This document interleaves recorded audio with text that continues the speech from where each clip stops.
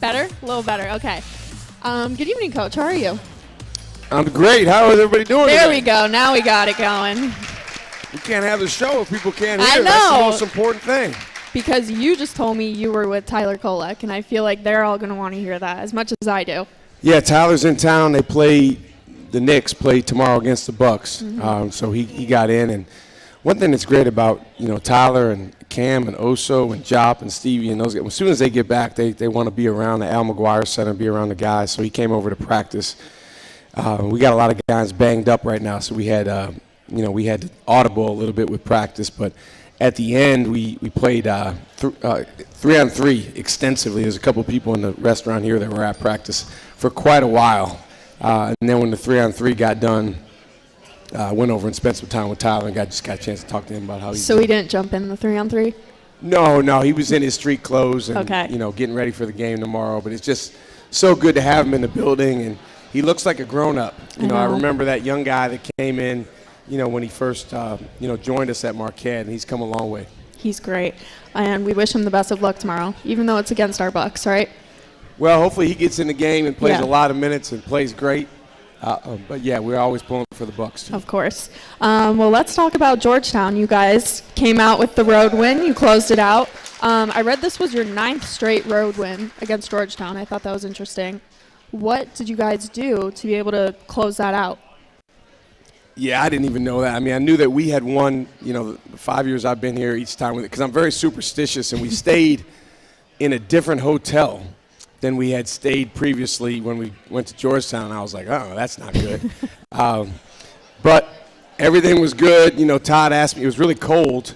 Todd said, do you still want to do the Washington Monument run with the red shirts and the walk-ons, which we've done every year.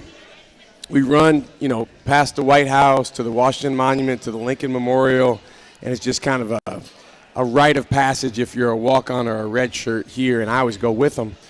And so I said, yeah, let's do it. We got to do it, because, we've won in previous years when we've done that, and it was cold. I mean, got up in the morning, it was about 30-some degrees. Nice. But just bundled up and got it done, and more importantly, Chase Ross and Nigel James Jr. and Adrian Stevens and Ben Gold and Demarius Owens and the rest of their teammates, they're the ones that went and earned the win. Of course. And Demarius Owens, his first career start for Royce Parham. How's Royce doing?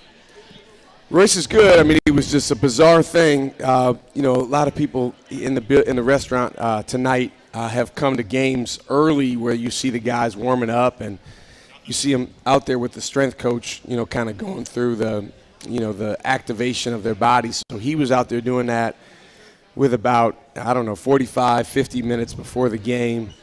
And, all of a sudden his back really, really tightened up. I mean, bad. And so they brought him in the back, and, at first the trainer felt like he was going to be able to get him loose, but his back just kept getting more and more and more tight.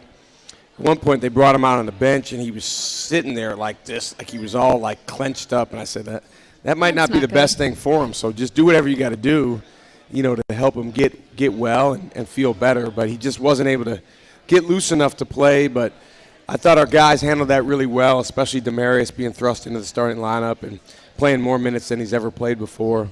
And I thought his response was great. And we have, a list of accolades for the other players. Ben's first career double-double. Adrian, great shooting as always, 16 points. And then Nigel, I'm sure we all saw the dunk. Another great dunk from him. And Chase, he had a really gutty performance, I felt like. He did. Yeah, Chase, that was one of Chase's best leadership games. And I think we all know Chase is not, the most vocal guy, but we showed our team, we videotape all the huddles with an iPad, and we showed our team today 2 of the huddles in the timeouts, and Chase sounded like a coach. He's running the huddle. He's telling guys what to do. At one point, he called for the board, the board where we diagram the plays. He said, give me the board, and he's putting stuff on the board. He says, hey, when they do this, you got to be here. And so we showed that to the team. I said, Chase, you sound like a coach, man. You can do this. And it was one of the best games he's had from the standpoint of just helping the young guys in his team and helping guys be connected. And that's what happens when you're lost in a fight and you're not worried about other things. So Really, really happy for Adrian Stevens to be able to go home. You know, he's from not far from there at all, and he had a lot of people there in the building. So for him to play well and our team to win, I told him, I said, hey, you're 1-0 at Georgetown. That's the key. You're 1-0 at Georgetown. And he takes a lot of pride, you know, in that and also in how he plays. He had a heck of a defensive game in addition to scoring 16 points. We really rely on him to guard the other team's, you know, top guard or top perimeter guy, and he did a great job. And their top two are big, right? They're hard to guard. Well, their bigs are hard, but also their guards. There's a guard on their team that he held to 4 for 16 from the field. Wow. So anytime you can make someone inefficient like that, it's a huge key. And, you know, Adrian is just getting better and better. I'm very excited about his growth. So comparing the first Georgetown game to this one, obviously you guys being able to close it out, what else do you think you guys did maybe better or differently this time? I just think we're a different team. I mean, literally, we have different guys in uniform or not in uniform, you know, now than we did then. I think our approach, you know, has improved. I think our guys' connectivity on the court with each other has improved, and we've learned some lessons. You know, that game was December 17th, the first Big East game of the year. Right. And we've been through a lot of different twists and turns and ups and downs. But the thing that I'm really most happy about is, you know, the theme of the game was outlast. Okay. And that's something that has been elusive for us, you know, for much of this season, is being able to be in position to win the game with 6 minutes left or 3 minutes left or 2 minutes left, but then outlast the other team all the way through the final buzzer. And I thought our guys did a much better job of that on Tuesday night. Of course. And I want to hear about these milkshakes. So it's a road tradition, right? If you win. Yeah, it's been a long time, you know, so it actually, Alexis gave mine away. So I didn't have one, but that just means we got to win the next one on the road. So just, again, happy for our guys. You know, winning on the road is not easy. And, again, we've been, if you think back, our last several road games, you know, whether it was Villanova, Seton Hall, Xavier, we came back and cut it to 3. You know, all these games, we've been in the game right there, but just haven't been good enough, tough enough, strong enough down the stretch. So you got to start with one. And now we come back home, so obviously the focus is on being our best in the next game. But, you know, good to get that win, and hopefully we can grow from it. We got to get some guys healthy because we're a little bit banged up right now, but that's probably most people in the country. And I'm interested in this, like, stretch now where we're close to spring break and then we're close to the Big East ending. How do the guys kind of have to balance what's going on with school, their athletics? I know they're always having to balance, but is it different this time of year? No, not really. I mean, the focus is on just winning the next game and preparing. I think maybe an understanding that the regular season is literally, there's only 10 days left in it, and then the conference tournament comes up. But that's where our focus is. We don't look too far ahead. You know, I know for the normal college student, you're probably counting the days until, you know, you kind of have that break. But, you know, for our guys, the focus is just, you know, what do we need to do today and then preparing for our next game on Sunday against DePaul. Next game mentality. Well, I see some 7-footers that have entered the building. Well, one of them, right? He's 6'11". He's so 6'11". He's half. Okay, he's almost there. He's half of the suite that we call 14 feet. Okay. Josh Clark is 7'1", and Sheek is 6'11". So it's good to almost have there. Sheek and Ian Miletic and Michael Phillips in the building. These 3 guys are, you know, part of the future for us. We're very excited about them. They were part of getting that extra work in at the end of practice, so they might be a little tired when they come up here. But, you know, just very excited about their growth and having them here. Well, we're going to talk more about them and their redshirt process when we come back. But Marquette fans, there's nothing like a sea of blue and gold when you're catching your Golden Eagles live and in color. Get tickets all season, even if it's last minute, at Ticketmaster, the official ticket marketplace of the Marquette Golden Eagles. Hear more from Coach about the Marquette team after the break. We'll be right back with more from Motor Bar and Restaurant, home of Marquette Thursdays.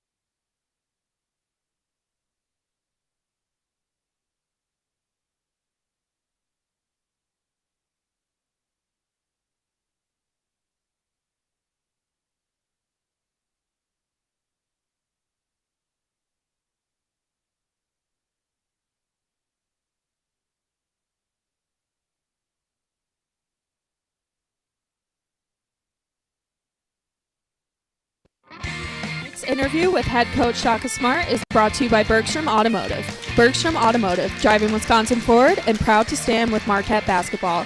So we introduced them a little bit earlier, but we have Ian, Michael, and Sheek in the building with us tonight, and you guys are part of a special club, correct? The Uncommon Club. Yes. Explain to us what that is. So the origin of this actually goes back to a young man that I coached at VCU many years ago who just had a way about him of being different. So, I started telling him, man, you got to do uncommon things to get uncommon results. So we would talk about that. And his goal was to be in the Secret Service. Right. And he actually came by the hotel the other day while we were in D.C. He's been in the Secret Service now for 13 years, and he's been on the detail of 3 different presidents. He's been everywhere around the world. He's done all these amazing things because he's been uncommon. So, it started with Michael Phillips, and there was a recognition early on that, hey, this young man is different. There's something about him that's unique. And so I said, hey, man, let's start something where we call the Uncommon Club, and we do something uncommon every single day. And, we started this back in November. But, it was just the 2 of us, and it kind of, I asked him, I said, hey, do you want to add anyone? And he said, yeah, let's add Sheek. And we added Sheek, and then Sheek took to it pretty well. And then the 3 of us were talking, and we said, should we add anyone else? And those 2 both said, yeah, let's add Ian. And so now it's the 4 of us, and every day we rotate it. Every day one of us sends a text in the morning, and it is the uncommon actions of the day. And sometimes it's just one thing. Sometimes it's up to 4 or 5 different things that make us uncommon in what we're doing. So today, for example, I sent the guys an article, and I said, this article is behind a paywall, so you got to find a way to read it, give you a hint. Right. There's people in our office that have a subscription. So find a way to read it, journal about it, send what you write to the group text in terms of your takeaways as it relates to you. Then you have to give away 3 things today. And you have to, whatever you give away, it's got to be more meaningful to the person you give it to than it is to you. And then there was something that I asked those guys to do to demonstrate gratitude to someone in the Al McGuire Center. And then lastly, we always have a basketball component, so I said, hey, you have to yell at least 3 times in practice. I love getting stops.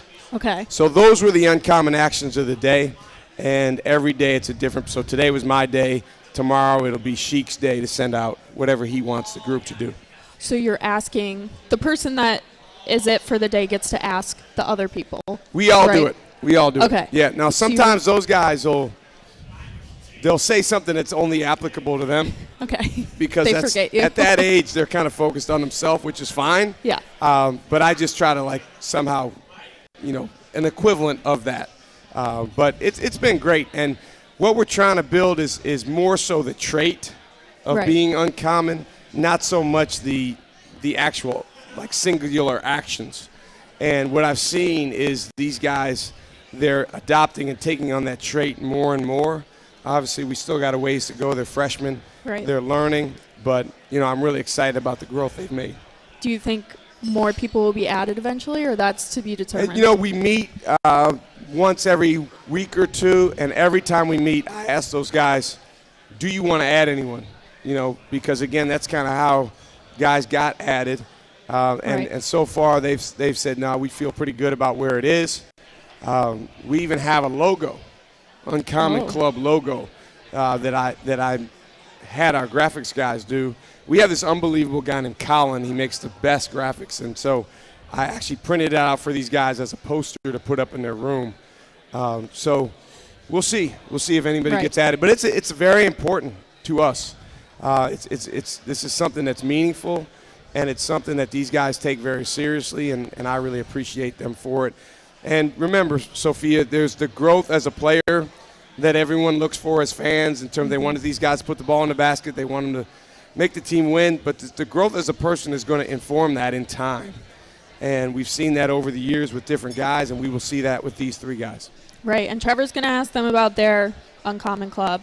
But let's talk about Ian and Sheek and where they've been redshirting, their process. Then we'll talk about Michael separately. But just in Nash and all the red shirts, how have they been doing? They've been doing well. Yeah, they've been doing well. They do a lot of extra work. They do a lot of extra weight room time with Todd. They get weighed in every Monday, and the goal is just to weigh more than you weighed last Monday. And I got to give Sheek credit. It's like 7 weeks in a row that he's gained weight, which is not easy to do. No. Yeah, that's good. Yeah. So he came in. He was a little bit less than 200 when he first came in. He's above 213 now. Wow. The goal is, well, we told these guys way back when they first got the race to 215. He's going to win that. But because of the position he plays, he's got to get a lot more than that. Right. So, but he's really making progress with that. Ian's getting a lot stronger. Michael, even though he's not redshirting, is doing a good job in the weight room as well. He's getting stronger. His bench press is over doubled since he got to Marquette. Wow. So Todd's doing a great job with those guys, and then they do a ton of extra workouts with the coaches. And then lately in practice, I've been taking them, like I said, and we've been doing a lot of extra 2-on-2 and 3-on-3, 1-on-1 with different guys. And, I mean, explain why it's important, especially like for Sheek's height, to have that weight on him. How does it make the difference? You know, when he's that tall, why does he need the extra weight, really? Just to be stronger? Do you watch us play against these aircraft carriers I that we play know. against? That's fair. You know, these guys are big and strong and physical. And in our league, they don't call a lot of fouls. So you just have an advantage if you're 265 against 215. You know, that's a 50-pound advantage. And so if you can get like Oso did, Oso never got to 265, but he got to 240. Mm-hmm. And, you know, he got more athletic and he got quicker and he got more violent with what he did on the court. So he could hold his own against guys that weighed 265 or more. Right. And so that's but that took time. You know, he also came in, he was 190 pounds. He played 38 minutes his whole freshman year. Sophomore year, he came off the bench. So it's not like it was instant oatmeal with him either. But these guys are making progress, and, you know, it's just a matter of time because Todd Smith knows what he's doing, and these guys put the work in. And they got time, too. They're only freshmen. They have time. You know, I think the hard thing is we live in a world where everybody, especially on these, you know, wants the immediate gratification. Yep. And we also live in a world of college basketball where people want to compare young players to only the very, very best 0.1% of the best players. So there, if you want to, you can compare yourself to some guy that's the same age that's, you know, killing it, you know, but he's one of a kind and he's on his own journey. But I think these three guys that are here tonight, I really like the journey that they're on. They're growing. They're coming out of their shells. They're not all the way there yet in terms of like full confidence of being a grown man, but that's okay. I mean, they're just a month and a half into the second semester of their freshman year, so they have time and they're going to keep developing. And I think people also forget they're just guys too. You know, they're just regular people too. And I think people put a lot of pressure, right? Yeah, I mean, it's part of sports now. I think one of the challenges, and you know, these guys physically are really impressive, but they're still young. I mean, I think for any of us that are, I guess, not in college anymore, when we take ourselves back to when we were that age, you know, we didn't have it all figured out yet either. But the thing that I point to is development still matters.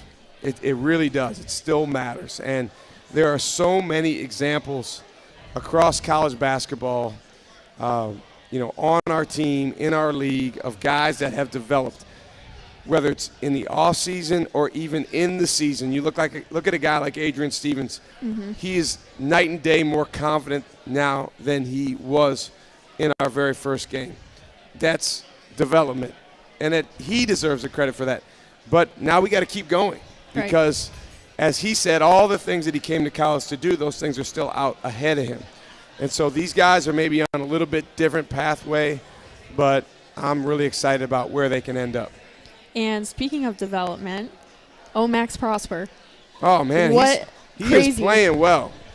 Well, I'll tell you what, the thing about the NBA and these guys that come from Marquette or other schools and are trying to find their footing in the first year or two or three, Omax is in his third year, is that a lot of it is the situation, the team, the timing.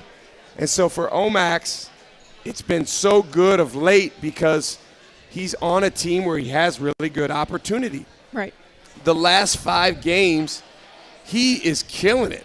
It's crazy. I mean, he's averaging almost 18 points a game. He's shooting over 50% from 3. He's playing major minutes, I think, 25, 30 minutes a game.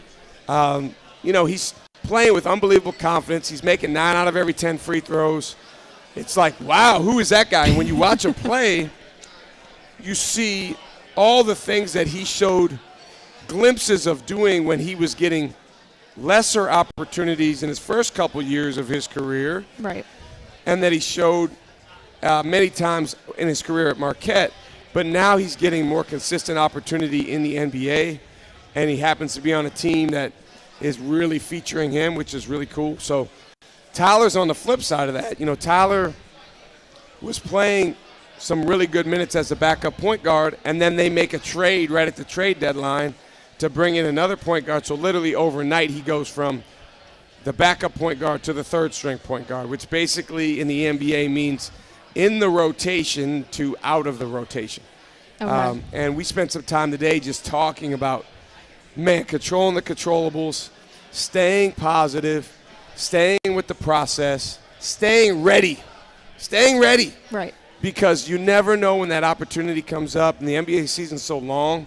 Those guys have between 20 and 25 games left. If you can be ready like Omax has been, when your name is called and your opportunity comes up, then you put great play on tape, you put great numbers on paper, and those are things that benefit your career later. Of course. Well, we've heard about obviously great development that we've had at Marquette with Omax, Tyler Kolek. We know the names. But after this break, we're going to hear from Michael, Ian, and Sheek in their process right now.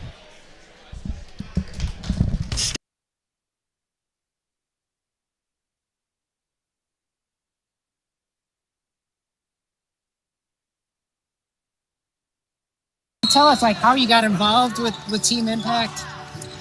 So BJ's research team at Children's Hospital connected us. So when BJ was probably maybe 5 years old, he wanted to have a basketball party, and he invited everybody from the hospital to his party, and he literally talks about basketball every single visit. So when Team Impact asked if there was a child that they could think of that would be interested in this program, BJ, they said, was the first kid to come to mind because he was always talking about basketball. Obviously, he's part of the team, so we treat him just like any other player on the team, showing him love. He comes to all our games. I always make sure during the game I point him out in the crowd, and I always say what up to him and his friends. I mean, it's been great. He's a really great kid. He's got a bright spirit about him. People always used to say that about me. So just seeing that in somebody else, especially him, bringing him into our program is very special. So. It's fun to come watch him play. Obviously, we used to be this age at some point too, so it's crazy just to see how time flies, and then I'm grateful to see just him grow as a person, see how much better he can get, and just how he's gonna grow as a young man. Hopefully we just can inspire him and his friends. Most of us come from situations similar where it's we're just young kids playing basketball and just trying to get to the next level. So hopefully we can inspire him and do big things around. So yeah.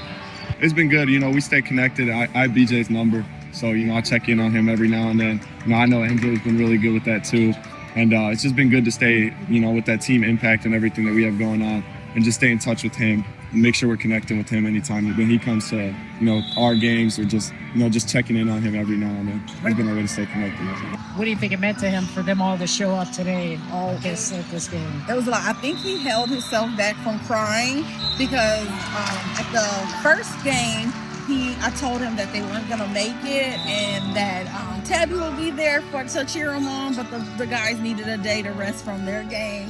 And when they walked in, his face changed completely. So I definitely could tell that he was very excited. And then when he got to see his floor front, it lit up even more. You could just tell that it was a special moment.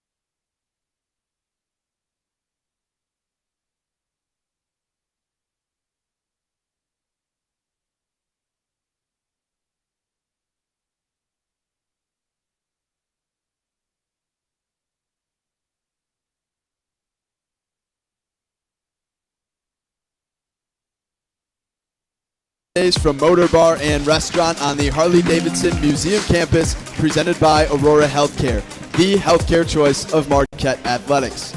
Tonight's Marquette player interviews are brought to you by Wintrust, Wisconsin's bank, the official banking partner of Marquette University and home to Marquette Checking with free ATMs nationwide. I got a whole host with me this evening. Please welcome Ian, Michael, and Sheek.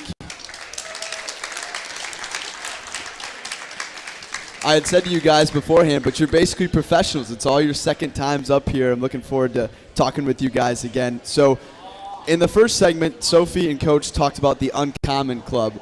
Can you guys explain what that is? Yeah, I mean, it's just like a little club me and Coach started, and then we expanded it to Sheek and Ian. Basically, we all do like an uncommon action every day, and we're trying to build a trait of being uncommon, like an uncommon player. And Coach is building the trait of being an uncommon coach to where, like, we don't have to, like, be given tasks to do, and it's just, like, automatic. Yeah, to, like, expand off what he said, like, every day one of us will send it. So, like, we rotate picking, like, the uncommon action for that day. And then pretty much what Mike said, like, it really helps us, like, do something, like, to help others. Like most cases will help others, or other time it'll be like us reflecting on ourselves. So it's pretty much like what Mike said, giving us the chance to really like build the actual trait of being uncommon rather than just doing the task. Yeah, I mean, going off what those two said, I think it's just something that brings us purpose and meaning in every day. It's been something that's been really substantially like impactful in my life, and just, you know, becoming the best person that we can all like strive to be. And yeah, it just helps you get outside yourself. I think that's something that Coach has preached to all of us beforehand, but something that's like really important for me. And yeah, it's definitely helped me as a player, just being a part of this and having these guys have my back. And yeah, I couldn't be more grateful just to have something that's so impactful and just help me be the best version of myself so I can be the best version of myself for others. And I'm sure that helps you guys get out of your comfort zone a little bit too, which can be good on and off the floor. Yeah. So Sheek and Ian, when we talked the first time, you were adding a new member to your redshirt crew. Can you guys talk about your experience with Nash now that he's joined the team? Yeah, I mean, having Nash a part of our team has been great. Obviously, he's new to join us, and it's kind of, I guess he came through after winter break. But it's been great. I mean, with the scout team, it's kind of like our missing piece. Ever since we had him come through, we've been really just flowing offensively, and just, you know, every opportunity we get to, you know, build our connection. He's a phenomenal passer, sees the court well, and you know, I love to play with him, and I think she could attest to that too. He's definitely be an important part of our future, and it's been great just to grow and get to know him as a player, obviously on the court, but more importantly, a person off. Yeah, I mean, it's been like really great to get to know him off the court. Great personality, good vibe to him. And then, yeah, like what Ian said, I mean, very talented player. Like offensively, he makes some really nice passes. He can shoot really well. He just has like, you can tell he has like a real good feel for the game. So, like, yeah, what Ian said, like with the scout team, having him on the scout team now, we've been a pretty good scout team for the guys, I would say. That's fantastic. Mike, what are you learning in real time on the court to help you improve your game this season? That, like, you just got to be ready for, like, whatever action comes. I know there's been some times where I came out of my stance, and next thing you know, I'm running off a stagger and I'm late. So, I mean, just learning those, like learning how to grow from those has been real important. Me and Coach have conversations about, and just to get better over time. Doing a little icebreaker here, what would you guys say your favorite off-the-court fact is about each other? You want to start off, Ian? I can start. In my head. Go for it, Sheek. So Mike really loves to play Fortnite and Rocket League, and Ian really loves collecting cards, NBA cards. Okay. And football cards. What's your best card?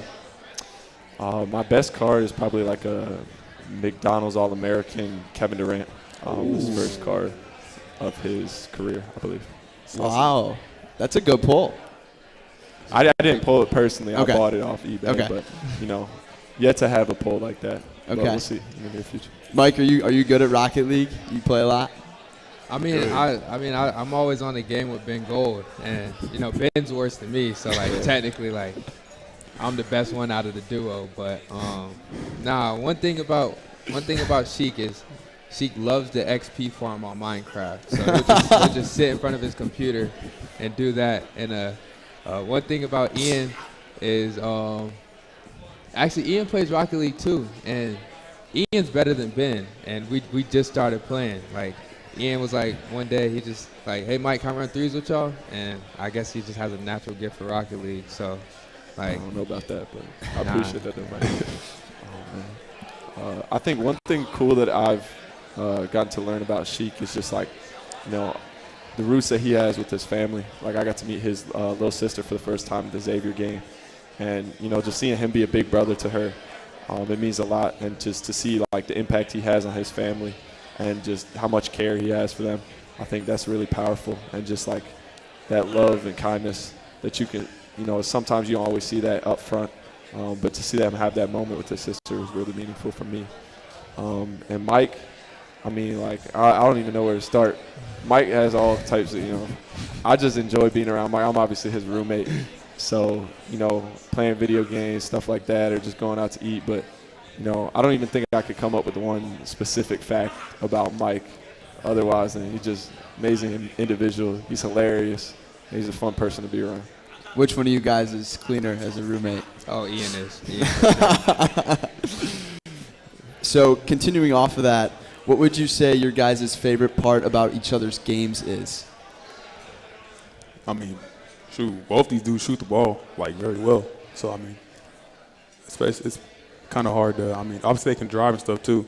Mike got that sneaky athleticism as well, and he's gonna try to block a shot, which is I say try, but he'll block some shots. So yeah, that's very impressive. One thing about Ian, like Sheek said, he could shoot the ball very well, and he has this fire inside of him, this grit inside of him to get a stop when we need a stop. So I appreciate that about him because I always know he's gonna play hard. And then Sheek is just a freak athlete. He'll make some plays that you didn't even think nobody can make. So especially catching lobs, tip dunks, and he's working on his shot too. So hopefully we could get him shooting outside that 3 too.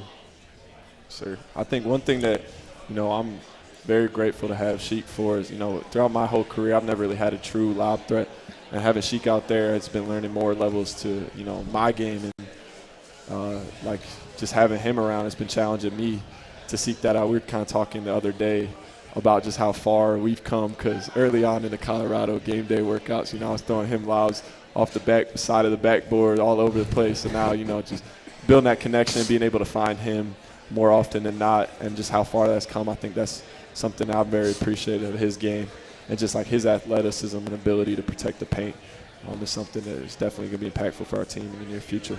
And then with Mike, I think the best way to sum it up is Mike is one of those guys who he's willing to do anything on the court to win. Sheek said with the blocks, Mike is, he'll jump with anybody. It doesn't matter how tall, how big. He'll jump with anybody. And I think that's a trait that's hard to find in college basketball, with a lot of people trying to protect this image of themselves. Mike is carefree, and, he's just trying to win, go out there and win and do whatever that entails. So that's definitely something I appreciate about him. Going off of what you said about the growth with you and Sheek being in the redshirt process, where have you seen that growth pay off throughout this season? Man, I think, like I talked to you about, just, finding him in lobs and other situations. But I think just our ability to play off one another, and just, almost with like little to no hesitation. I think we know where each other's strengths are at, and we're continuing to learn by the day, obviously. But like we have a good basis of how each other like to play, and where we need to get each other in our spots to succeed. And I think just having that time in these workouts to figure that out has been really good for us. And I think it's a connection that's really going to help us down the road once we start taking on the court. Yeah, I mean, I pretty much agree with everything that he said.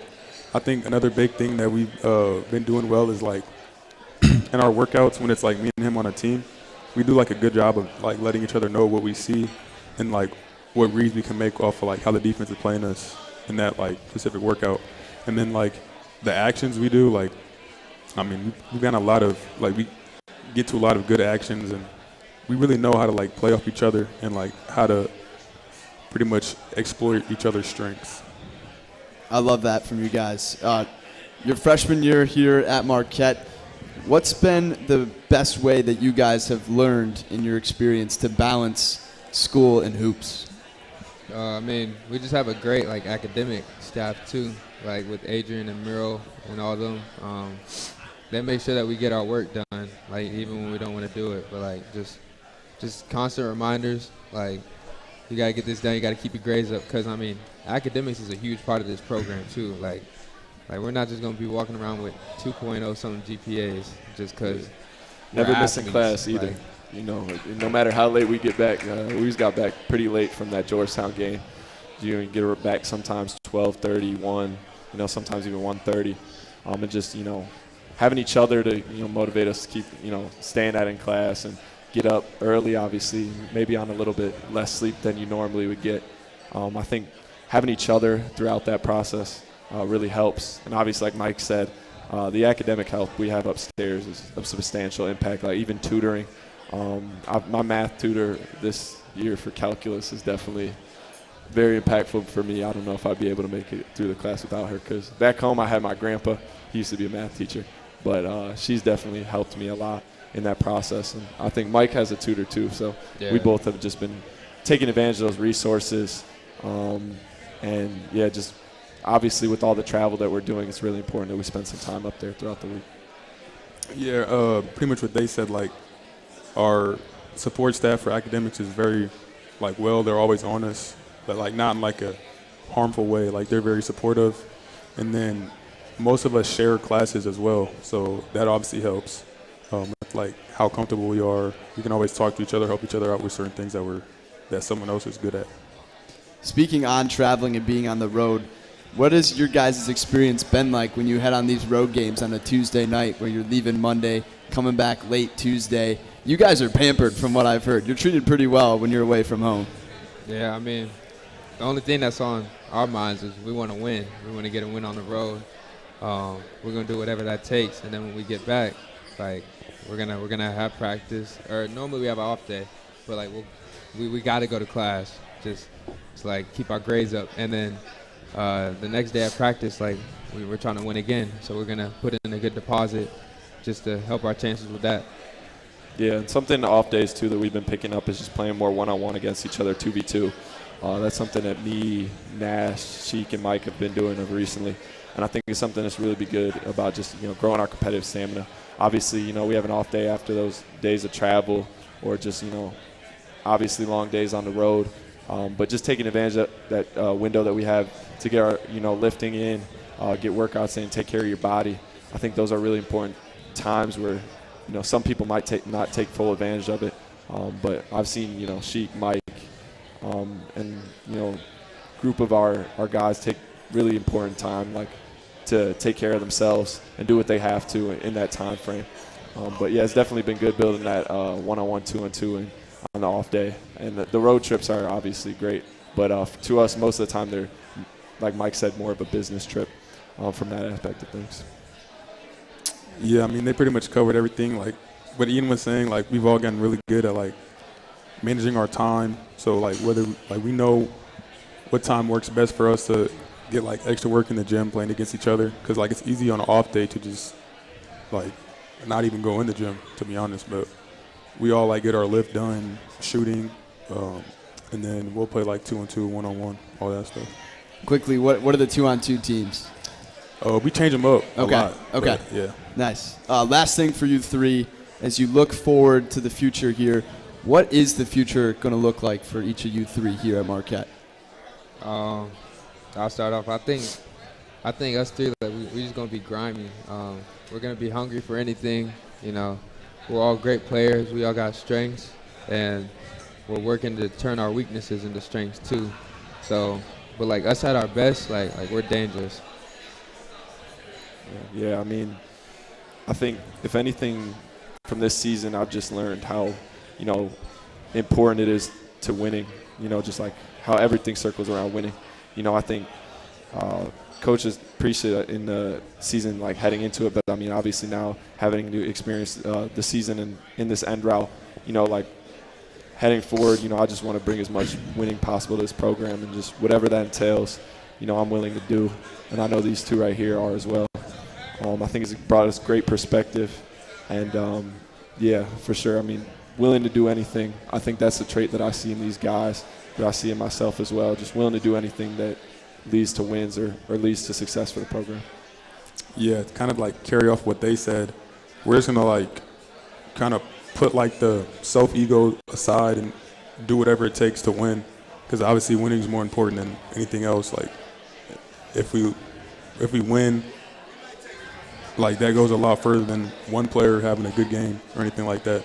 So just like our desireness to want to win and like work hard and like make the other team feel bad about themselves, like in like the most respectful way possible, but like just going out their throats. Yeah. I like that word for you, Mike, grimy. Motor Bar and Restaurant at the Harley Davidson Museum is the place to be for all Marquette fans this season. Make sure to join us on select Thursday nights throughout the season to hear from head coach Shaka Smart and his players. Our next show, the last show of the season, is next week, March 5th, when Nigel James Jr. and Adrian Stevens will join us here at Motor Bar and Restaurant. Bergstrom Automotive, driven to deliver great guest experiences across Wisconsin. Proud to support Marquette Basketball. Guys, thank you for joining me up here this evening. You were fantastic. Stay tuned. Coach joins me back up here after the break.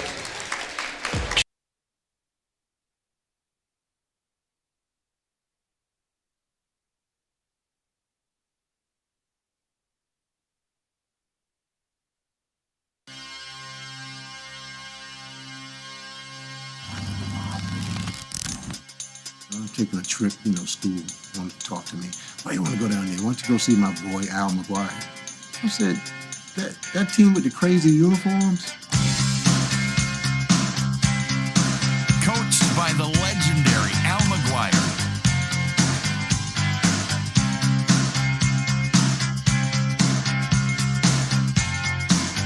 Man, we have some beautiful uniforms. We got these unis all, man. Running out there, the fans going wild. I really like them.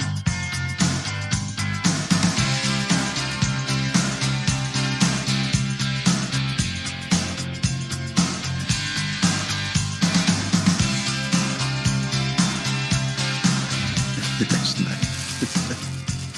That's pretty. Wow.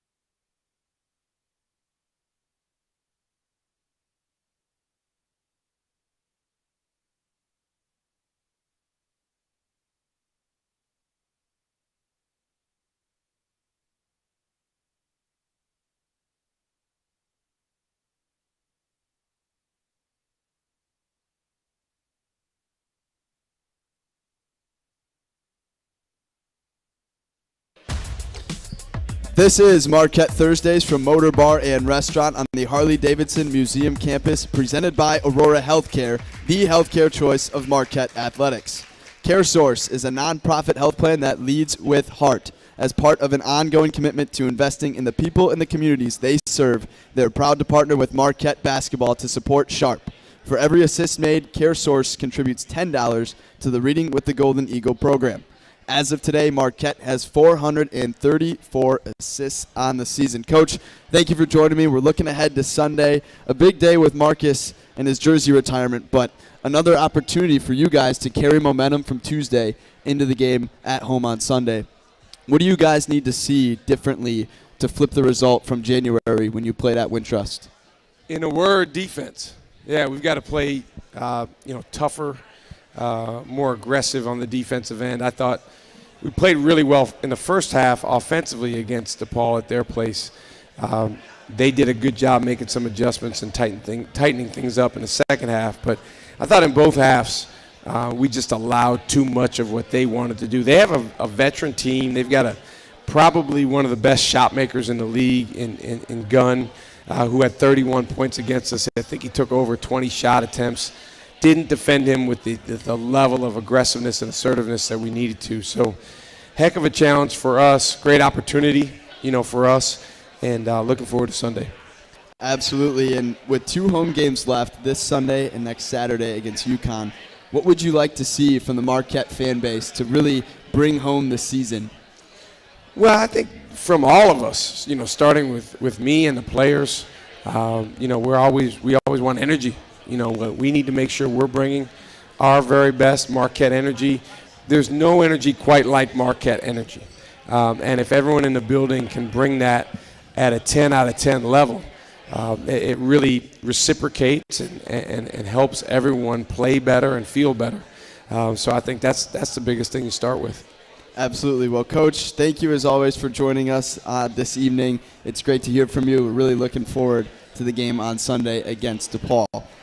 Marquette fans, Buffalo Wild Wings is the official viewing party location for Marquette road games this season. Check out the Golden Eagles watch party schedule at gomarquette.com/BWW. The next watch party of the season will be March 4th at the Oak Creek Buffalo Wild Wings Let's Go Sports Bar. We'll be back and wrap things up here from Motor Bar and Restaurant when we return. Hey, Golden.